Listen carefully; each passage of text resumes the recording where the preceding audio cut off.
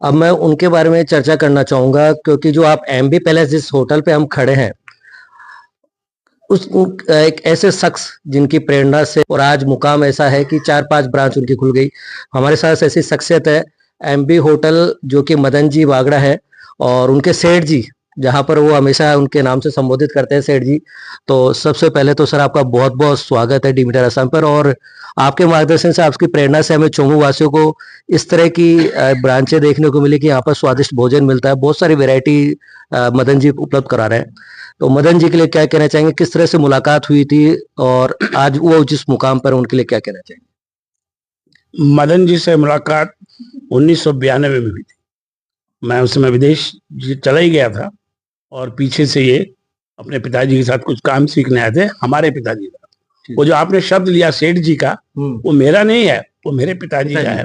क्योंकि मेरे पिताजी का जो निक नेम था वो काफी लोग नहीं जानते थे, उन्हें लखपति स्वीट्स के नाम से जाना जाता है।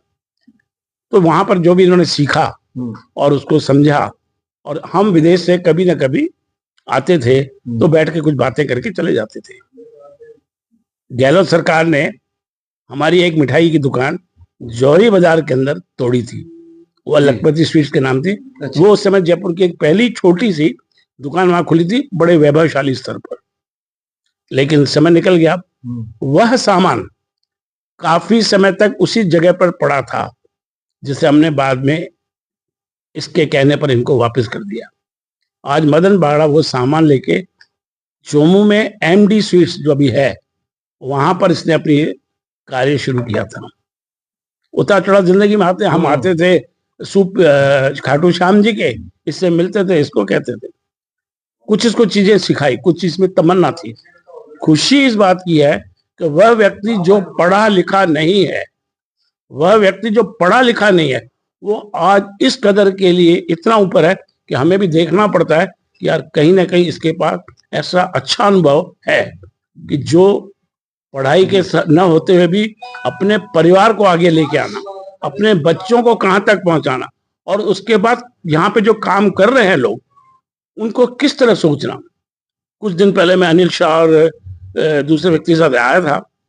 इन्होंने उनका जो कार्यशैली देखी और जो सफाई और हाइजेनिक देखी है, वो विश्व स्तरीय पर एक यही दुकान मुझे अभी तक जयपुर में देखने को मिली है। मेहनत तो खैर चलो ये कर ही रहे हैं, और चोमू के निवासी हैं। आज मेरे हिसाब से करीब कितने परिवार पलते हैं आपके? 400 लोग, 1600 लोग, एक परिवार 4 आदमी पकड़ के चलिए। जो व्यक्ति 1600 को कर रहा है, पढ़ा लिखा न होने के बावजूद, जिसे मैं भी प्रेरणा लेके लिए ये मैं वादा करके आया हूँ कि नए साल में 5 दिन मैं यहीं पे रहने वाला हूँ। क्या बात है। अच्छा सर, एक बात, क्योंकि इन्होंने एक बात कही और हमने भी सुना, 300 रुपए में इन्होंने नौकरी शुरुआत करी, और वो दिन जब याद आते हैं तो पुरानी यादें भी ताजा होती है, और वो संघर्ष, वो चुनौतियां, वहां से शुरुआत होती है। और आज इस मुकाम पर जब पहुंचे तो वो आपका मार्गदर्शन जरूर मिला। तो आपके मार्गदर्शन, आपकी प्रेरणा क्या कहती है, और इनके लिए क्या कहना चाहेंगे, एक अगर लाइन में कहना चाहो? शब्द मुझ पर नहीं है, दुख भी होता है, राशि भी होती है। वह व्यक्ति आज उस मुकाम पे पहुंचा है जहां मेरा पिता जिसको देखना चाहता था, हम नहीं पहुंचे पर यह पहुंचा। यही एक इसकी खूबसूरती है। देखिए, भावुक हो गए इस बात को लेकर। मेरे साथ मदन जी हैं, मदन जी से भी बात करूंगा कि नारी जी बात करते करते भावुक हो गए, और आपकी इस उपलब्धि के लिए और आपके इस मुकाम के लिए वो भी आज गर्व महसूस कर रहे हैं। साहब, ये तो मेरे एक भगवान रूपी सेठ जी है, जो इनके मार्गदर्शन में जाके और जो मैंने सीखा, जो इनसे अनुभव लिया, जो इनकी मतलब कार्य प्रणाली देखी, यही जो आज नतीजा ये इनकी कार्य प्रणाली का है, ये इनकी मेहनत का है, इनकी ईमानदारी का है। और मैं तो इनको दिल से धन्यवाद देता हूँ कि मैं तो 3 पीढ़ी भी मेरे को नहीं भूल सकती कि मेरे को बहुत कुछ प्रेरणा दी है इनसे सीखा। पुरानी यादें कुछ बताना, क्योंकि शुरुआत कहाँ से हुई थी आपकी? शुरुआत मैंने सेठ जी की दुकान पर गया था और मैं 300 रुपए में बर्तन धोता था, और बर्तन धोने के बाद में 1 साल में इनको दुकान का मेरे को बिल्कुल पूरा काम इन्होंने मेरे को सिखा के और एक पूरा मैनेजमेंट मेरे हाथों में दे दिया इन्होंने। आज बड़े बड़े लोग यहाँ पहुंचे, उद्योगपति भी पहुंचे, चर्चा का विषय रहा, कैसा महसूस हुआ आपको? सर, इतने बड़े बड़े उद्योगपति आज यहाँ आना, ये सब हमारी नारी जी पुलवानी जी की देन है, हमारे सेठ जी की देन है। नहीं तो हम तो उनके दहली तक भी नहीं पहुंच सकते। ठीक है, हम व्यापारी हैं, हम बड़ी व्यापारी, पर हम जब एक मारवाड़ी खावा हो तो मैं कहते ना कि जिस बाप का बेटा कलेक्टर बन जाए पर उस बाप के सामने तो वो बेटा ही है। तो ये हमारे बाप है, हम बेटे ही रहेंगे और मैं इसी के साथ में मेरा